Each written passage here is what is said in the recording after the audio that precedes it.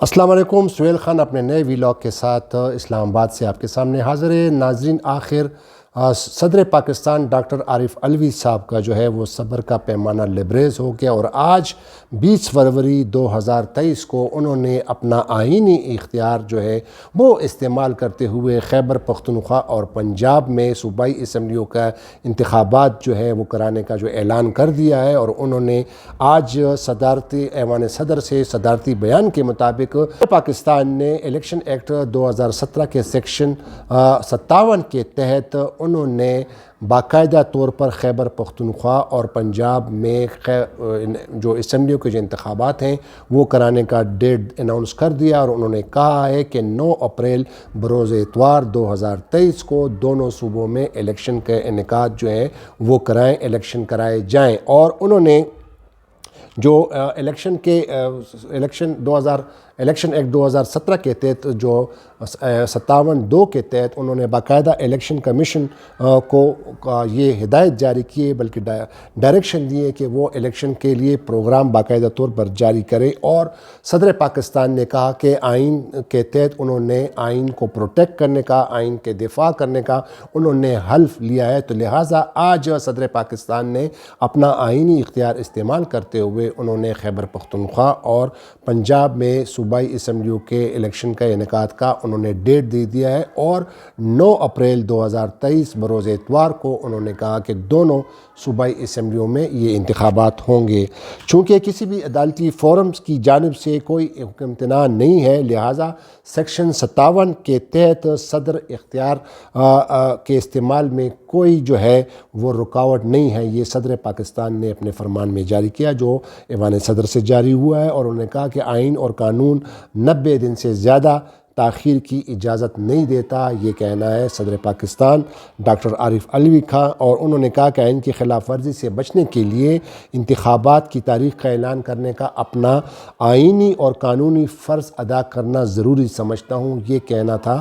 صدر پاکستان ڈاکٹر عارف علوی کا۔ انہوں نے کہا کہ پنجاب اور خیبر پختونخوا کے گورنر صوبائی اسمبلیوں کی تحلیل کے بعد 90 دن کے اندر الیکشن کی تاریخ مقرر کی اپنی آئینی ذمہ داری جو ہے وہ ادا نہیں کریں، یہ کہنا ہے صدر پاکستان کا۔ انہوں نے یہ بھی کہا کہ دونوں آئینی دفاتر اردو کی پرانی مثل پہلے آپ کی طرح گیند ایک دوسرے کے کورٹ میں ڈال رہے ہیں، یہ کہنا ہے صدر مملکت ڈاکٹر عارف علوی کا۔ اس طرز عمل سے تاخیر اور آئینی شقوں کی خلاف ورزی کا سنگین خطرہ پیدا ہو رہا ہے۔ تو ناظرین، یہ لیٹسٹ ڈیولپمنٹ آج 20 فروری 2023 کو، جو آج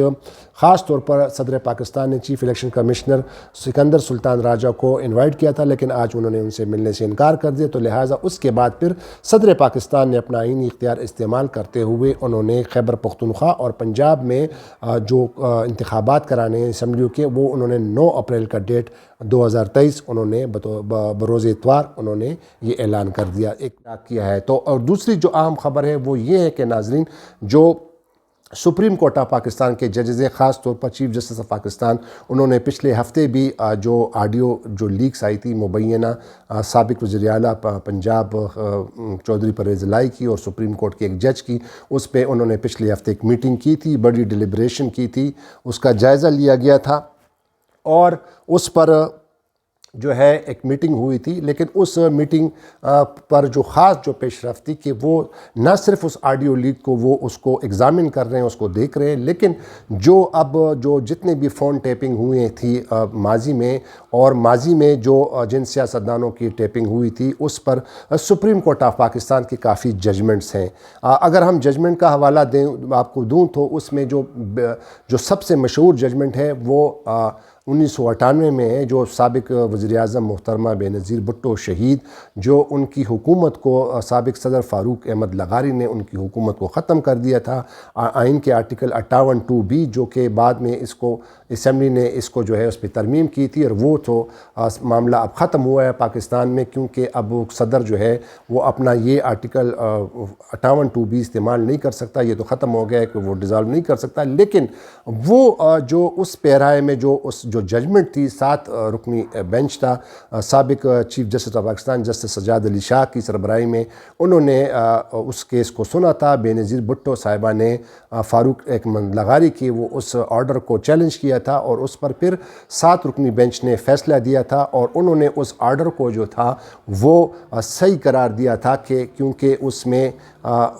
مبینہ طور پر سابق وزیر اعظم محترمہ بے نظیر بھٹو کی حکومت کے دوران ججز کے کوئی انہوں نے ریکارڈنگ کی تھی، آڈیو کی تھی، اور ساتھ ہی ساتھ سیاستدانوں کی بھی کی تھی۔ تو اس بنا پر اس ججمنٹ میں سپریم کورٹ آف پاکستان نے کہا تھا کہ یہ اسٹیبلش ہو گیا ہے کہ ان کی حکومت کے دوران انہوں نے ججز کے ٹیلی فون ٹیپ کیے، سیاستدانوں کے ٹیلی فون ٹیپ کیے۔ تو اس حوالے سے فون ٹیپنگ کے حوالے سے یہ ایک اہم ججمنٹ ہے۔ ساتھ ہی ساتھ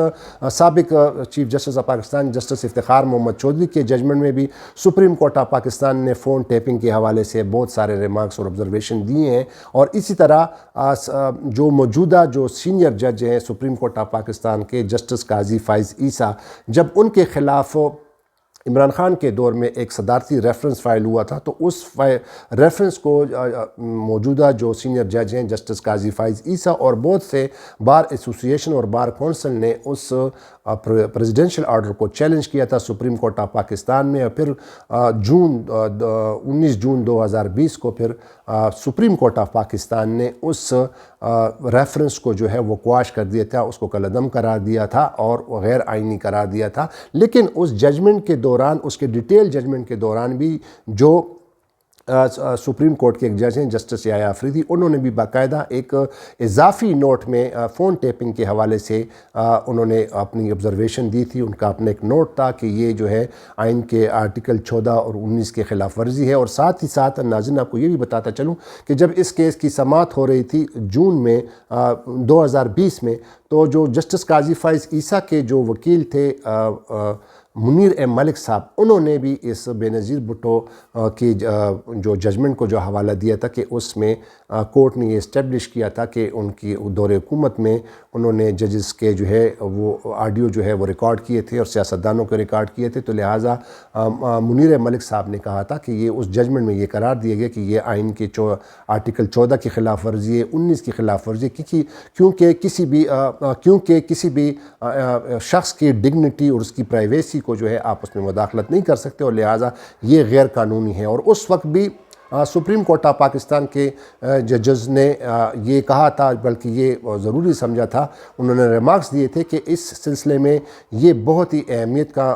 حامل ہے اور اس میں باقاعدہ طور پر قانون سازی ہونی چاہیے۔ تو یہ جو اتنی بڑی بیک گراؤنڈ میں نے آپ کو بتائی، وہ صرف اور صرف اس لیے کہ اب آج عمران خان صاحب نے جو سپریم کورٹ کے ججوں کو خط لکھا ہے، اور انہوں نے باقاعدہ سپریم کورٹ میں درخواست بھی جمع کرائی ہے کہ جو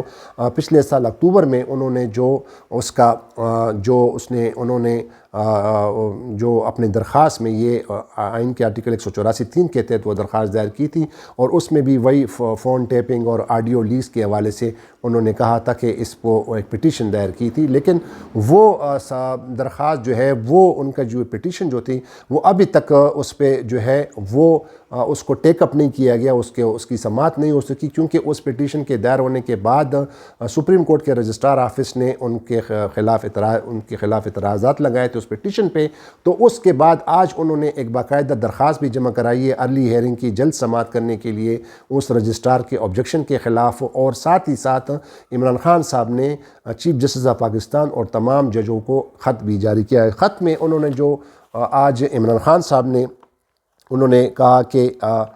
یہ جو ویڈیوز ہیں سرکاری لوگوں کے اور پرائم منسٹرز کے، ایون پرائم منسٹر آفس کے جو ہے بہت محتاط آفس ہے، ایک سینسٹیو آفس ہے، وہاں پہ قومی امور کے حوالے سے بڑے حساس فیصلے ہوتے ہیں، ڈسکشن ہوتی ہیں، لیکن دوران حکومت بھی ان کی آڈیو لیکس جو ہے وہ جاری ہو گئی تھی، جو کہ وہ عمران خان صاحب کا کہنا کہ وہ غیر مصدقہ تھی، ان کو ٹیمپر کیا گیا تھا اور بعد میں ان کو سوشل میڈیا پہ وائرل کیا گیا تھا۔ اسی طرح جب اب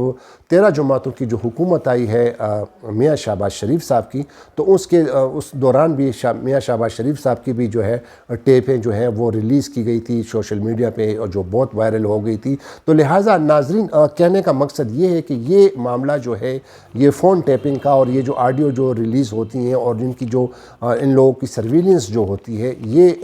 ایک غیر آئینی چیز ہے، اور اب اس کے لیے اب یہ ضروری ہو گیا ہے کہ اس پہ باقاعدہ طور پر